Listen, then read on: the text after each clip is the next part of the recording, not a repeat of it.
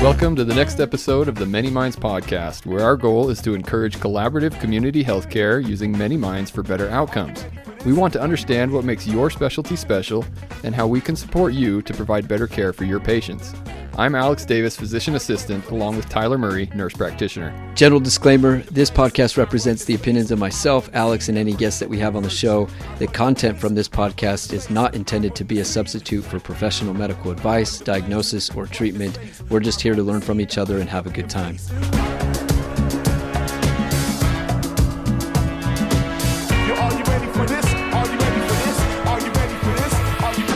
All right, well, today on the podcast, we're pleased to have Mignon Boyer. She's in emergency medicine, and that's kind of the subject that we're going to be discussing today. You do dabble a little bit in psych, but I think we're going to primarily stay in an emergency setting, which does obviously span across the different disciplines in many ways. But thanks for coming on the show today. And I think to start with, maybe just introduce yourself, a little bit of your background, and kind of where you're at presently.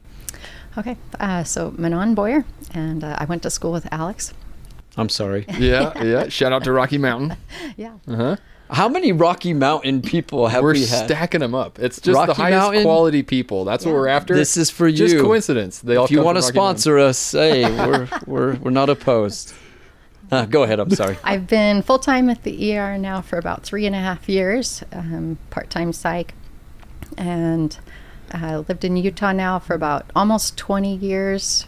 Grew up here and then moved around a bit and came back. Nice. So, did you always know you wanted to be in medicine, or kind of how did that come to be? Even back in high school, I knew that's what I wanted to do. So when I went to school at BYU, my degree was pre-med, planning to go to medical school, but got a little sidetracked with marriage and kids and decided to wait a little while. Kids, they'll do that to you, I'm telling you. Derail you. No, just kidding. It was a good derail. Yeah, I know. No regrets whatsoever. Yeah. No regrets. And then once they got old enough. That's always funny. People say it's always funny. I don't know why. Anyway. Sorry. Go ahead. No regrets. Just once they got old enough, the youngest were in high school, decided it was time to go back, and of course had to go back and redo all the prereqs and everything. And that's a commitment. It was a lot, but it was good to try and figure out if I even remembered how to learn new things and go back to school. And so then finally that's awesome. Got into PA school, and that was a great experience. And you transitioned right into emergency medicine? Yeah, it was the year we graduated was COVID, when really not a lot of places were hiring. COVID. Yeah. That's the storyline. It was rough. The health pandemic shuts down the healthcare market. Yeah. Yes. So But also opens doors because there was a huge need, right? Yeah. Yes, in certain specialties. And then other specialties, they were letting a lot of like mid-levels go, because like surgery, anything surgical, they weren't doing. It was rough trying to get a job. I felt like during that time, but that's true, because I started with Summit in 2019, which was right before the COVID pandemic, and we completely shut down, and we had to transition to telehealth exclusively. Like, I literally was a new provider, and I had a laptop in front of me, and I was working up potential surgical patients, only seeing them from the neck up, and you don't realize, but you can miss a lot of things when you're just doing telehealth. Imagine, So, but it sounds like that gave you an opportunity to get into the emergency setting, is what you were alluding to, right? Yeah, emergency and psych. Because COVID played it was rough on people's mental health. So you were part-time ER, part-time psych, or were you? Initially, I was just PRN ER. That's what they hired for and had room for, and full-time psych. And then about a year and a half later, transitioned to full-time ER and part-time psych. Nice. Which also, working the ER is also part-time psych. Yeah, you're correct. You're well-rounded. Yeah, that's fantastic. So you get to do it all. How's your experience been in the ER then? As an advanced practitioner, it sounds like you've seen a few different settings. I'm sure the listeners want to know, what does your world look like? What's your day-to-day kind of? Well, if you want to learn a lot about medicine, the ER is a great place for that, because you just don't know what's going to walk through the door. It's true. So, it's fun and exciting that way. It's also scary that way. Yeah.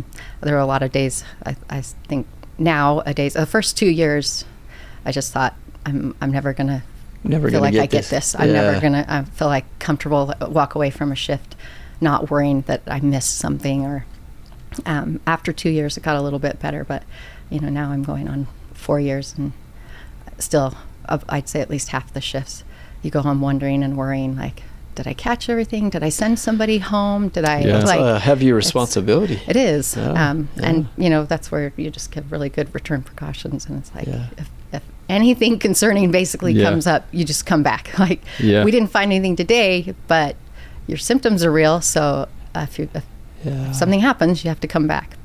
And that's interesting. I was thinking about that, like just the buildup of being a competent provider in the ER setting. Did you feel like you had adequate training? Like, do you feel like there was appropriate training protocols in place for the ER setting? Yeah, as much as is possible. You know, the ER, you didn't just throw you in and urology, put you into a room? Figure it out? Yeah, really. You know, that's where some things like... well, definitely psych physical exams, not even really part of that. So you rely heavily on history and physical exam to know even which tests you can order. But the nice thing is with ER, you have all those tests like at your fingertips. You know, whereas nice. In clinics and family practice, you don't have that. You don't have any of that.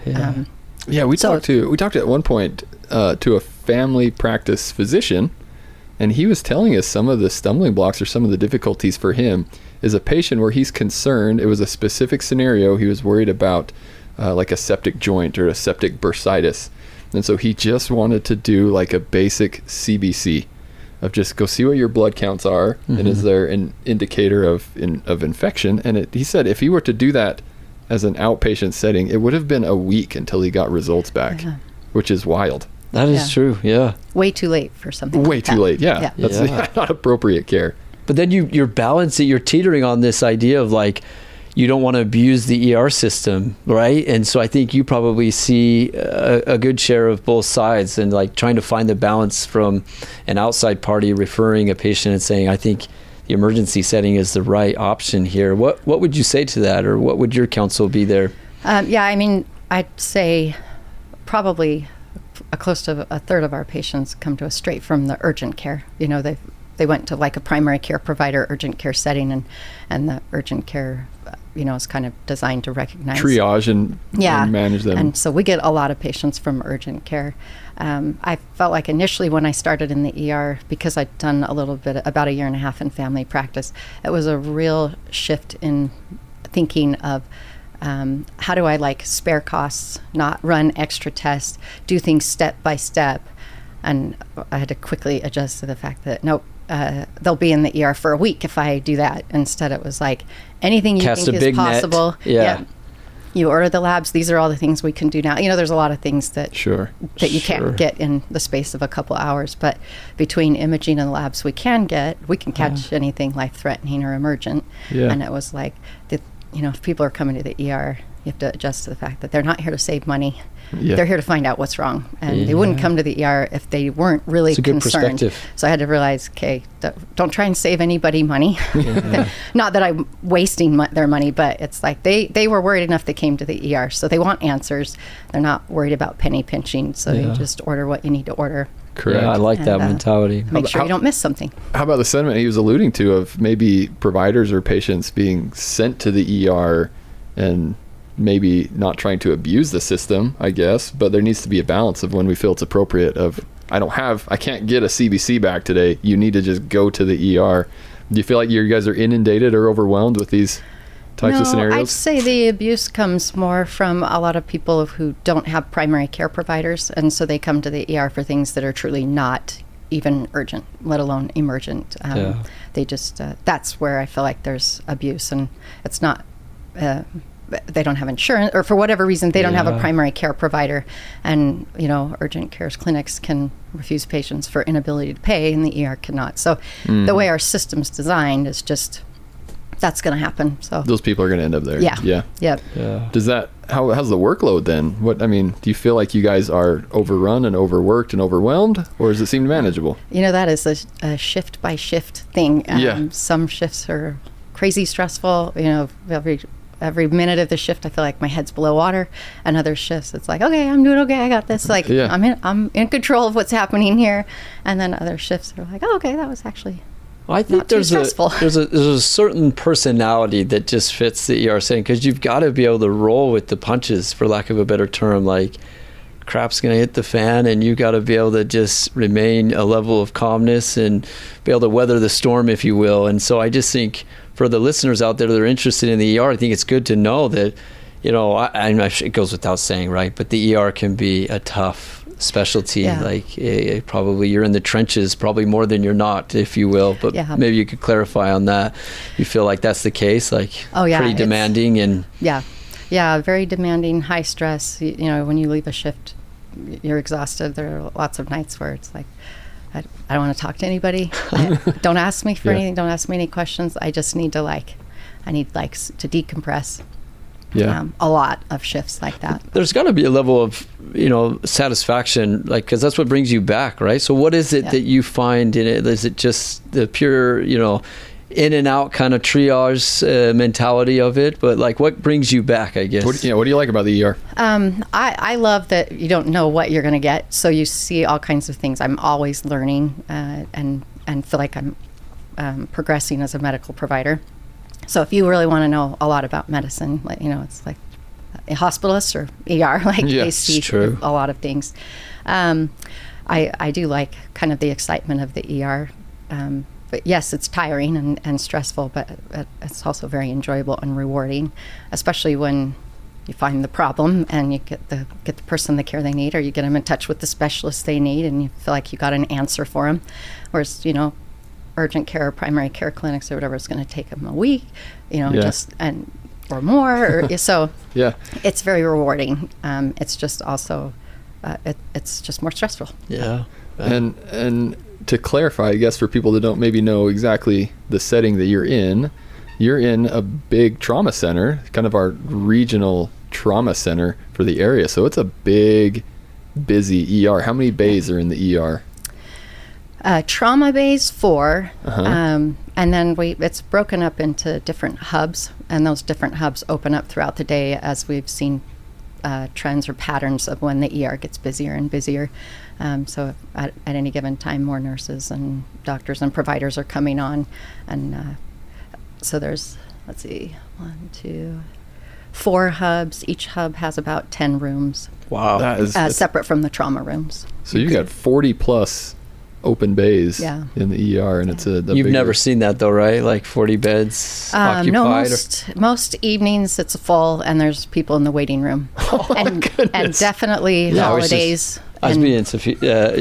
That's wild. So that's when it gets really stressful, is when the waiting room's stacking up and you got people in the hallway you're triaging. That's crazy. You got to move people through, but you can't miss anything, and you want to take good care of the patients you have, but you know there's people in the waiting room that are sick too. Anyway, it's I can see that adding up. Yeah.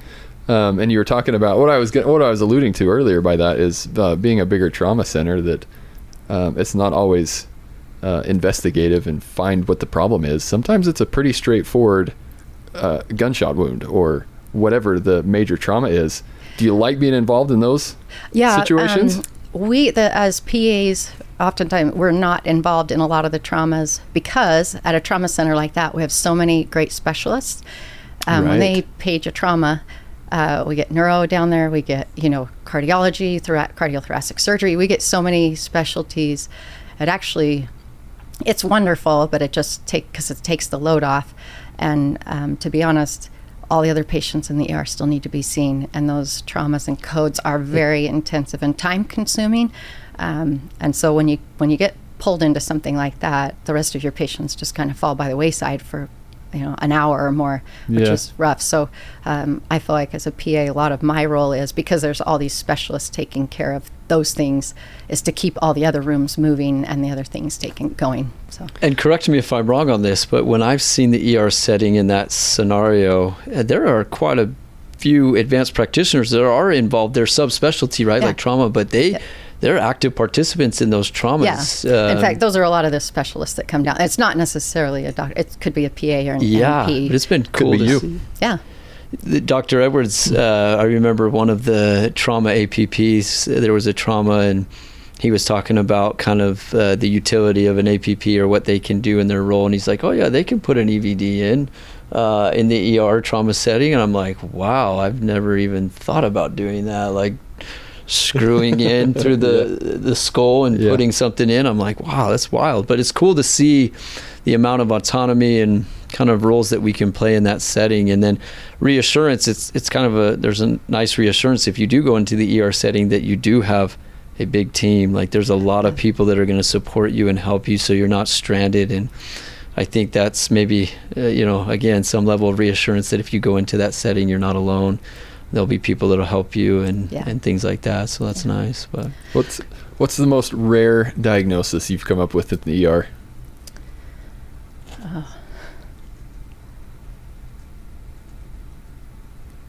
I always wish that I kept better. I don't know if notes is the right word, but like to keep it. Yeah, to remember the memory bank, some of these things, and I don't, and then I can't remember everything. Of course. I'm the same way.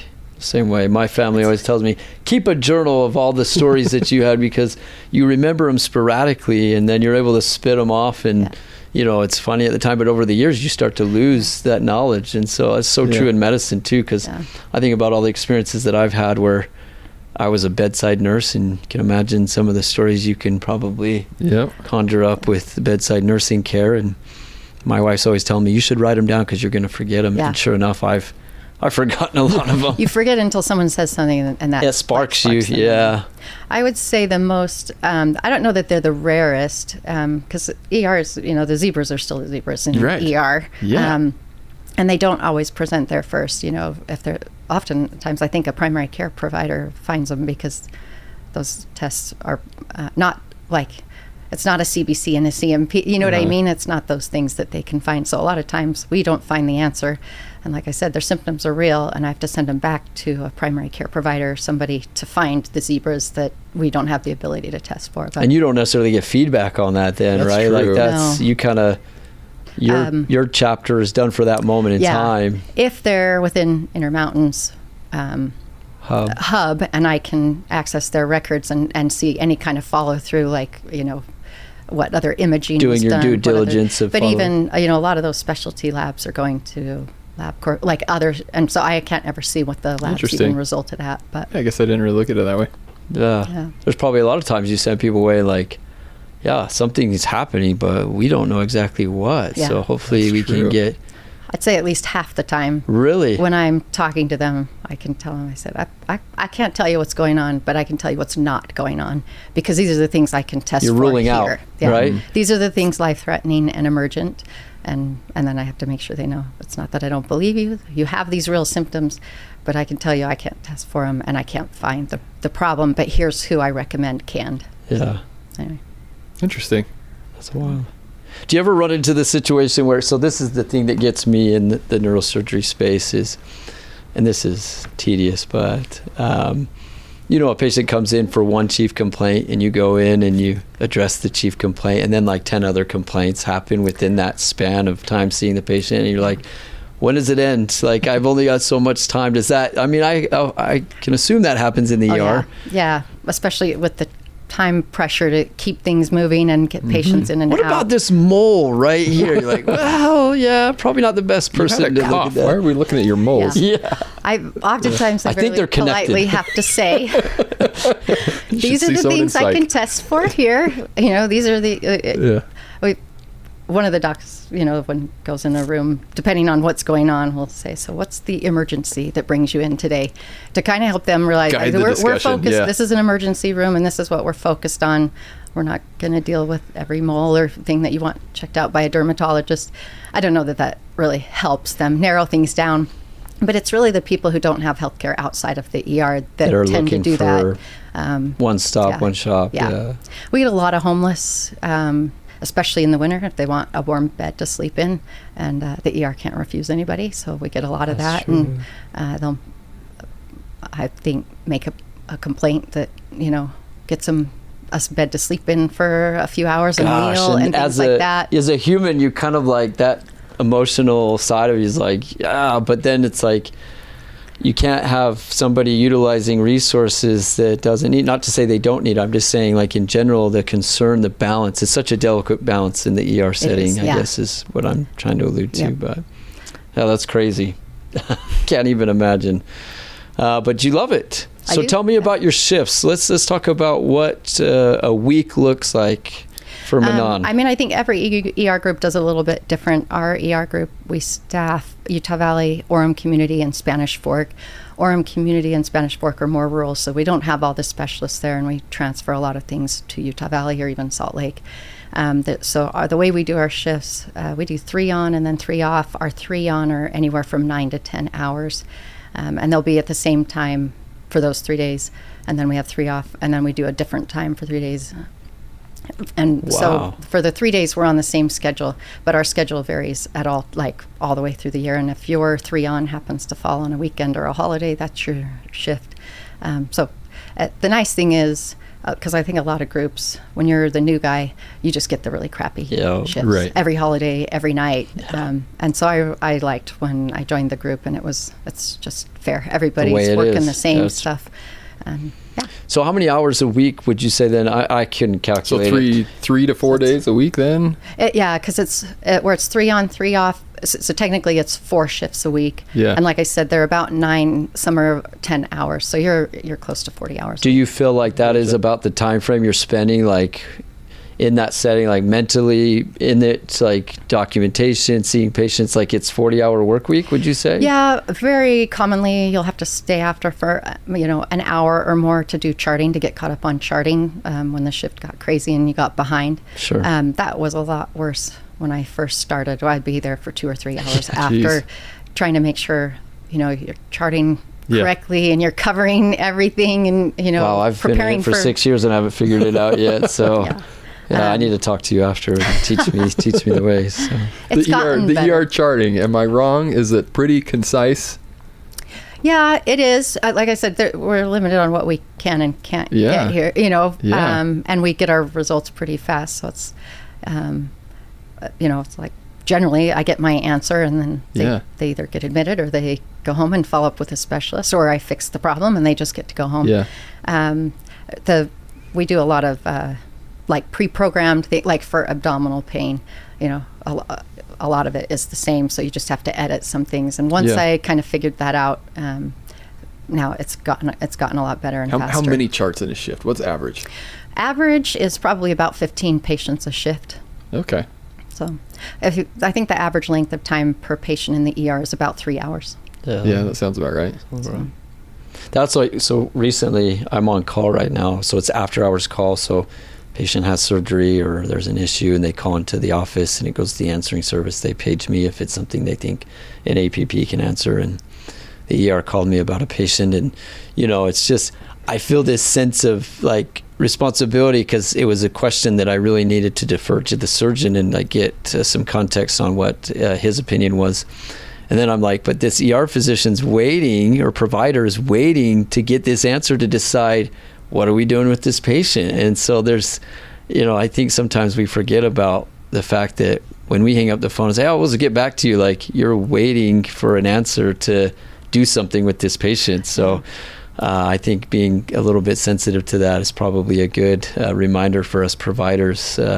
I will say a lot of the pressure comes from the patient themselves. If they've already waited an hour or two in the waiting room before they saw a medical provider, then they got back in the room and they maybe waited 15, 20 minutes, which to them feels like eternity, especially if you're in pain, before they saw a medical provider. And then they're waiting 2 to 3 hours for results and everything to come back.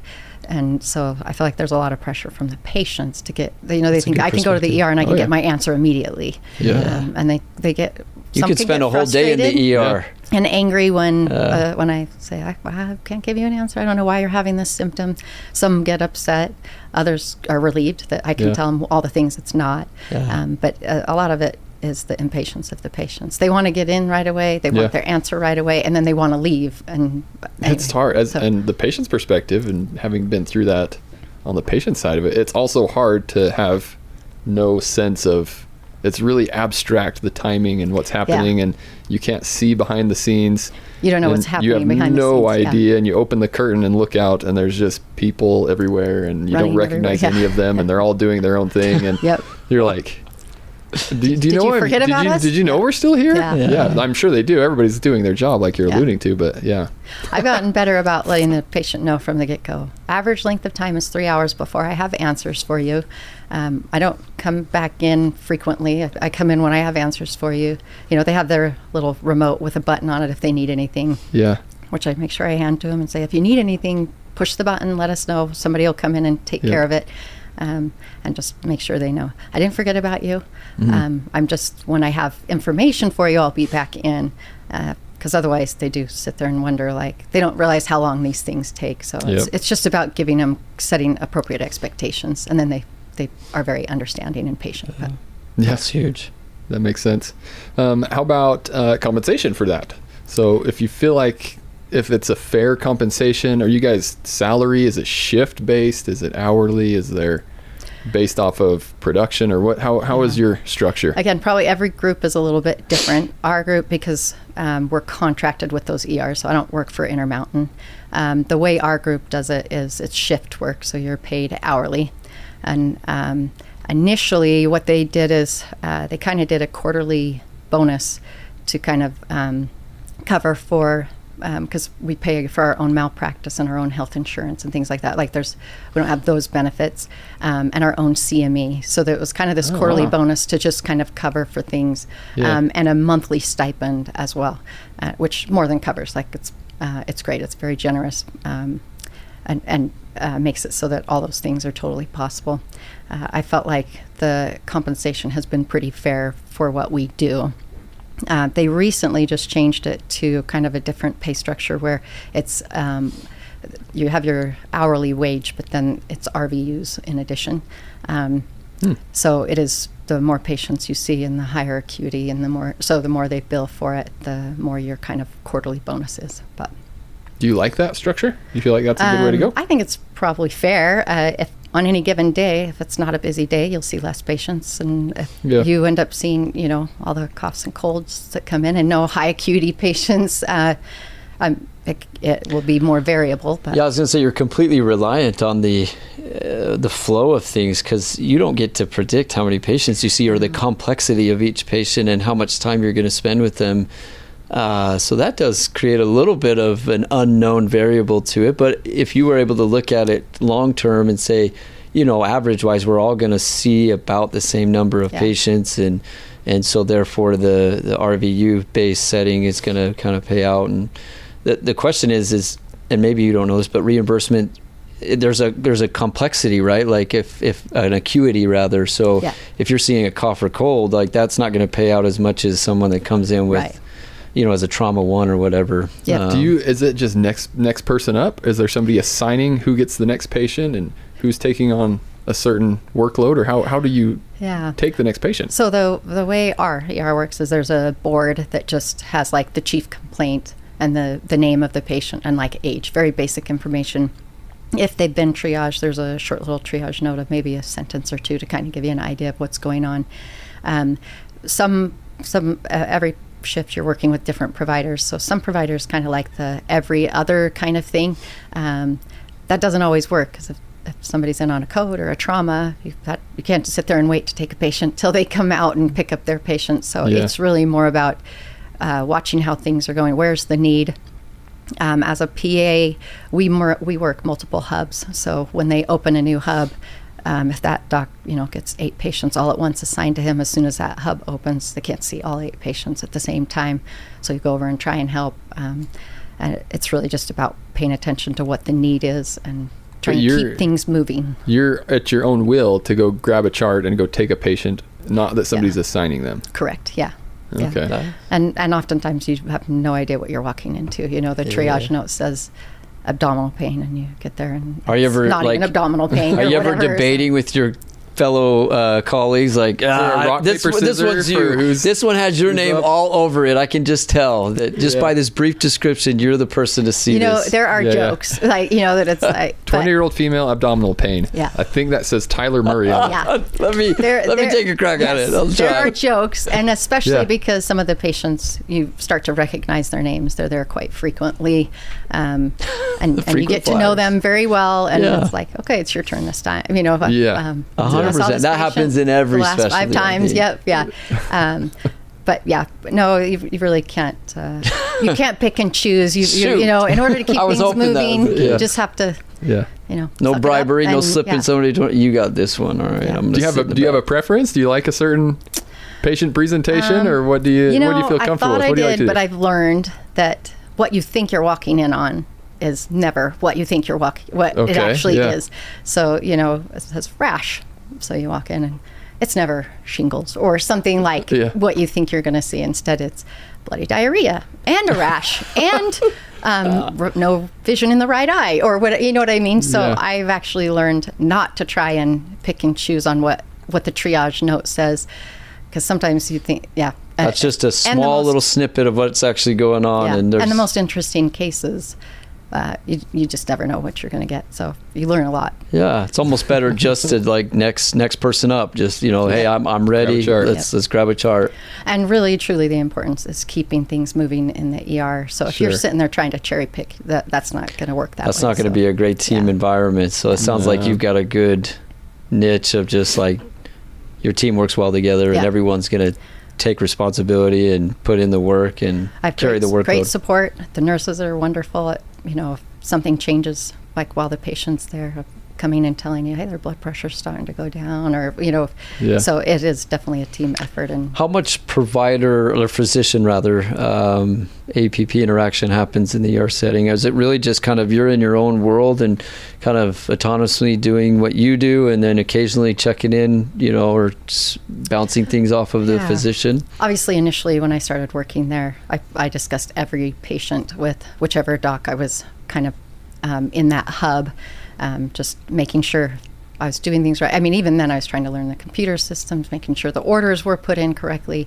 On a really, really busy shift, there's just not time for that. But any patient I'm worried about or have questions or things just aren't making sense, the docs are great about. And the docs on call, you know, I can call any specialty and say, hey, I don't know what's going on here. These are the results, but this is what I'm seeing on physical exam.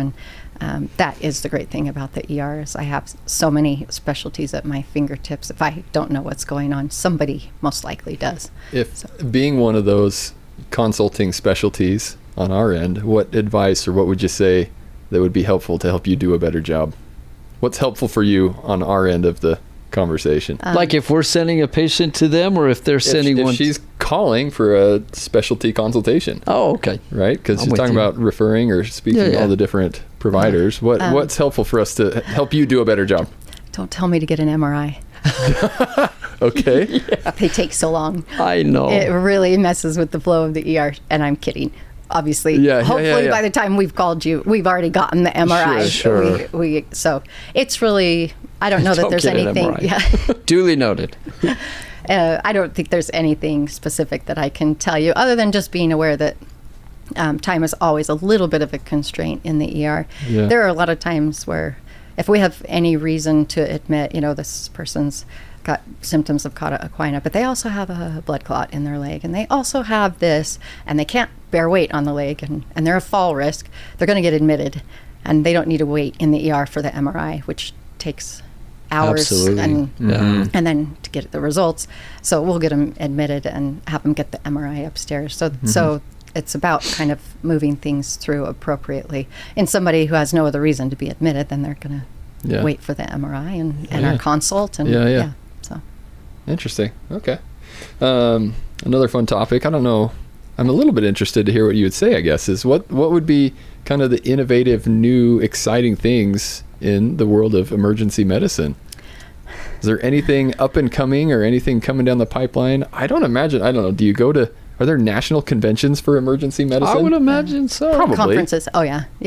For getting like CME and... Yeah. But based around emergency medicine, naturally. Yeah. And I'm sure they have their national organizations and whatnot. But in your experience, I guess, what's kind of the cool new things coming I don't know if there's kind of more changes like in stroke protocol, or, you know, they've, you know, after a 30-year study done in Canada, they figured out that this is what's better for stroke or whatever.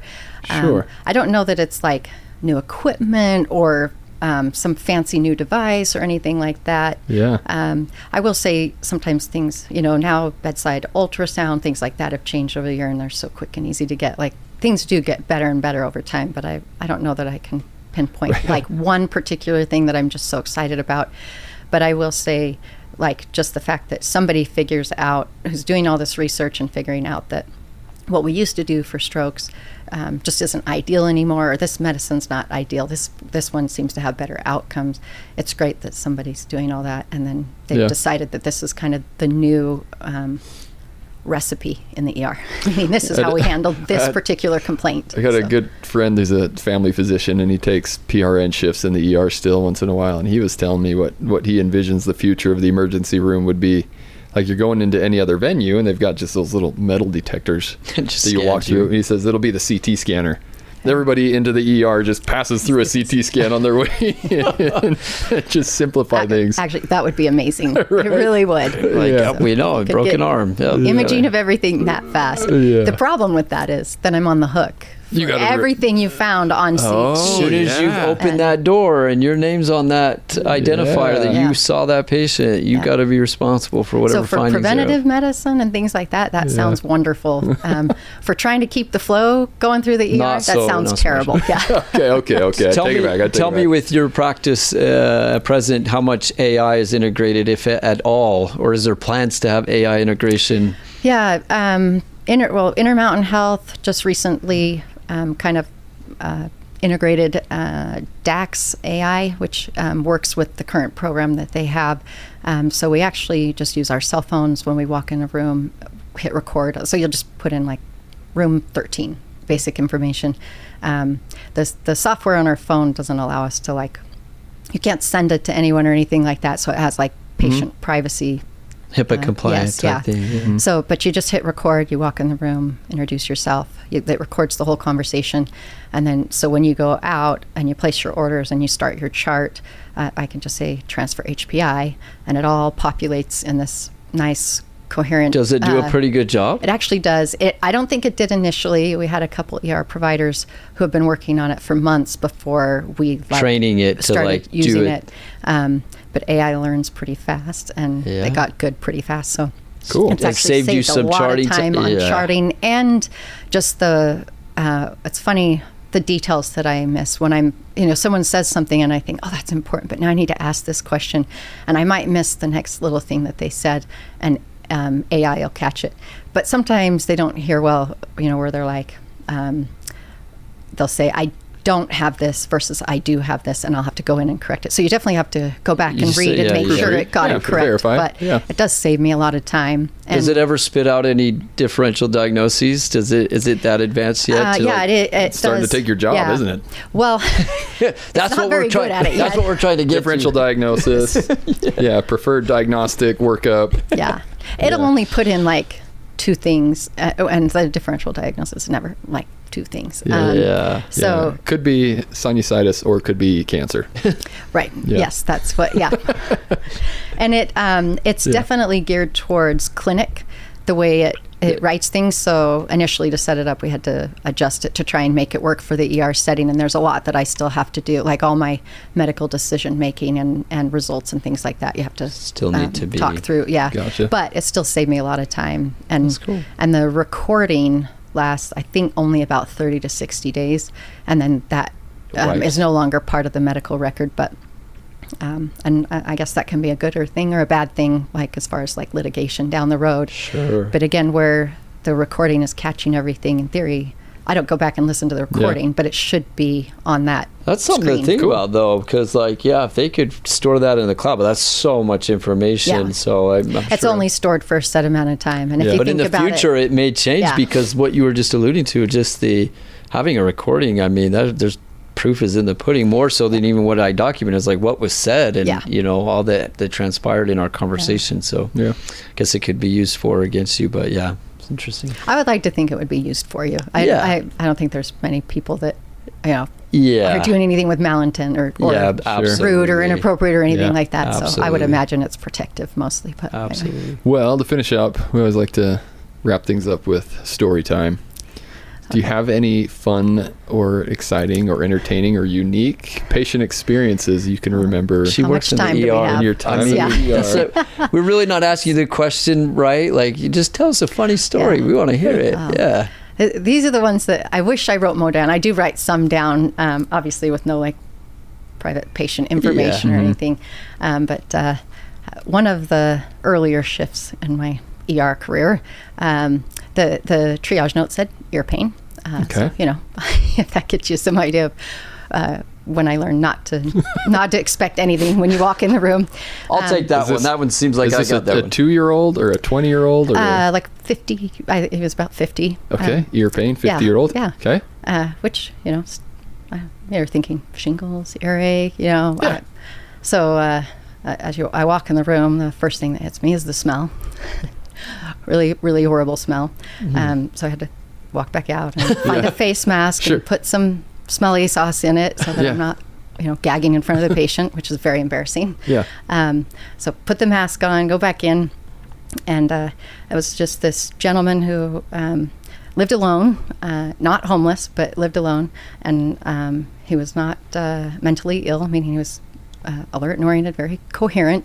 And he just said, this ear hurts.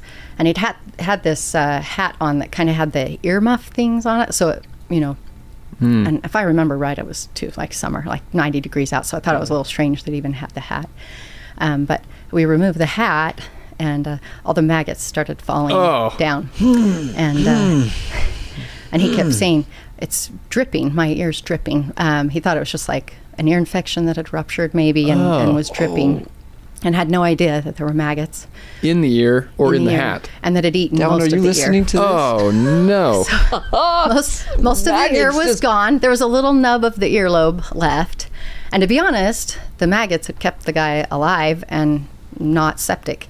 They'd eaten all the dead tissue away. He had a ton of AK, which became cancerous, on his scalp, back of the neck. I assumed that, the other ear had it. I assumed that's what was going on in that ear that led to the dead tissue. And then the place that he was living obviously was lacking some hygiene, and the maggots had taken over. And I guess it was shocking to me that you can go that long without ever looking in a mirror or interacting with somebody that might say something, even like, excuse me, how do you get your groceries? Like, doesn't, somebody at the grocery store say something to you? Somebody should have seen, anyway. So that's always everyone's first question is, so was he like, is he homeless? Like, how did he not know that was happening? And I have that same question. So anyway, just had to get imaging, check blood work. His blood work was like squeaky clean, no white count, nothing, again, the maggots had really saved his life, but they'd burrowed in so far, he basically lost his hearing in that ear, and the tissue was like completely gone. So we called in ENT, lucky guys. The doc and I spent a long time trying to remove the maggots, and every time we'd pull some away, they just kept coming more and more, taking its place. And it was very painful for this poor guy. I can only imagine what he was going through and all this. How's he breathing? But so finally they got to the point where, because the maggots were so far in, the ENT provider was like, we're just gonna have to take him to surgery. They're gonna have to do a skin graft anyway. this is a big surgical thing, and I think he ended up transferring up to Salt Lake, if I remember right. It was something more than they could do even at Utah Valley. And so I imagine that's tough to keep the sterile field clean with maggots dropping, crawling and dropping. And I was thinking like some type of vacuum or something, just suck them all out, but that's not the right response. Shot back. Sorry, it was my immediate response. We have the little suction device there, but that was just not going to cut it. Yeah, I get it. It was more involved. Clog the sucker. That's why. Dang!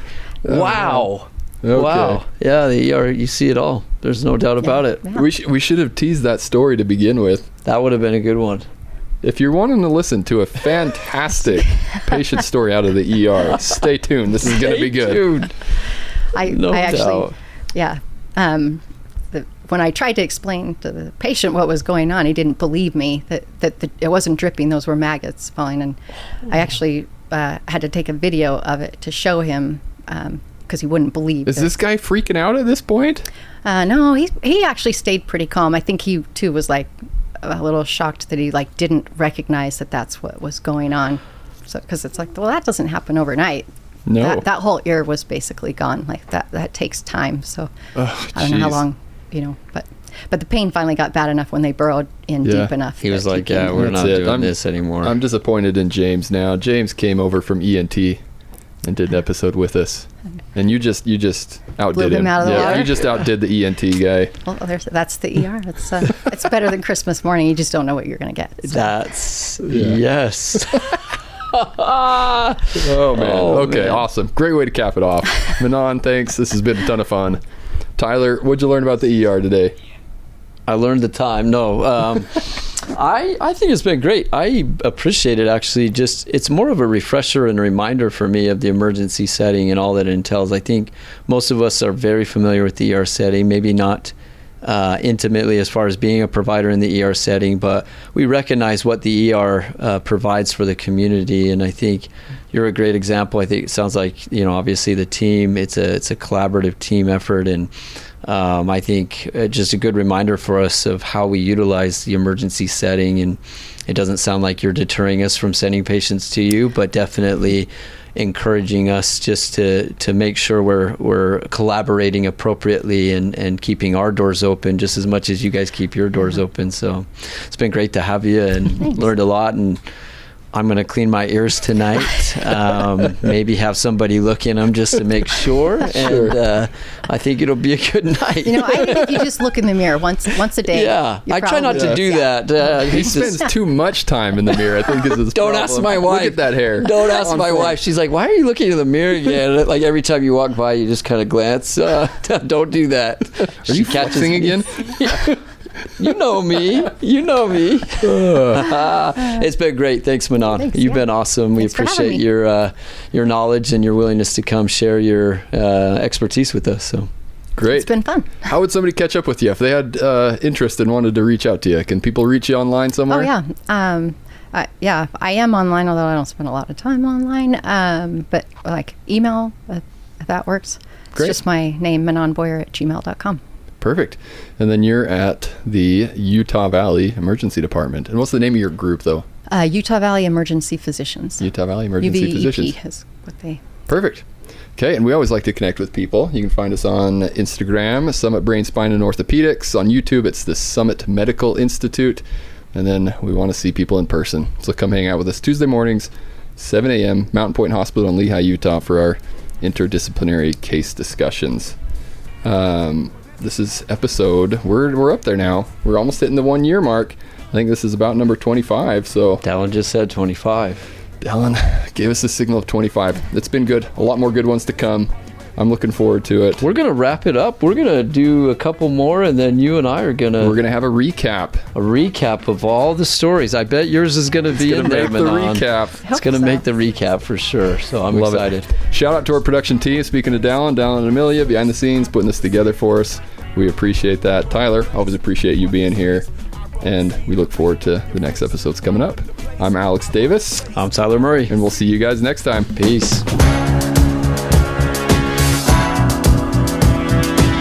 Are you ready for this?